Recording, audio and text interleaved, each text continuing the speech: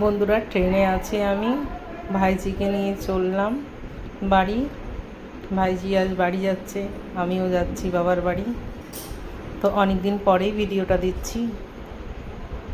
চলো দেখো, ট্রেন পুরো ফাঁকা। তো আজ বেশ বসেও আরাম, ভিড় নেই, বেশ শান্তিতে বসে যাচ্ছি আমরা। দেখো, এরপর আমরা দুজন একা একা দুটো সিটে বসে যাব। তো অনেক সকালে উঠেছি আমরা, অনেক ভোর ভোরে উঠেছি। তারপরে এখানে চলে এসেছি প্রায় সোয়া ছটার সময় চলে এসেছি স্টেশনে। তো যাই হোক, পৌনে সাতটাতে আমাদের ট্রেনটা ছিল। তো চলো পুরো ভিডিওটা দেখো।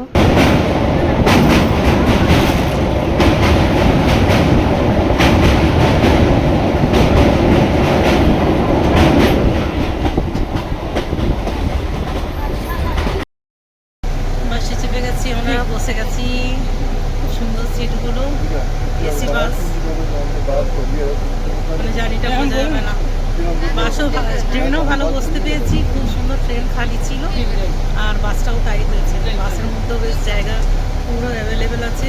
ফাঁকা বাস, এসি, তারপরে দারুণ, মানে ট্রাভেলটা মনে হবে না।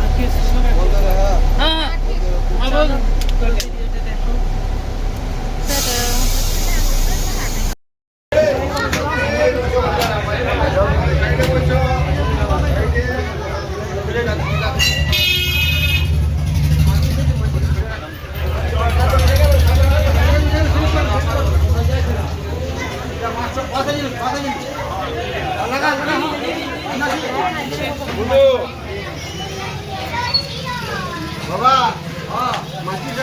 যেদিনে আমি বাবার বাড়ি গিয়েছিলাম সেদিনে ছিল রামনবমী।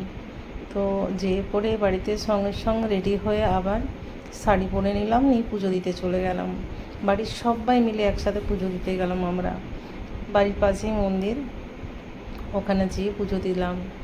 কাকিমা গেছিলো, ভাই দুটো বউ গেছিলো, তারপর ভাইজি, ভাইপো, বোন সবাই মিলে পুজো দিলাম।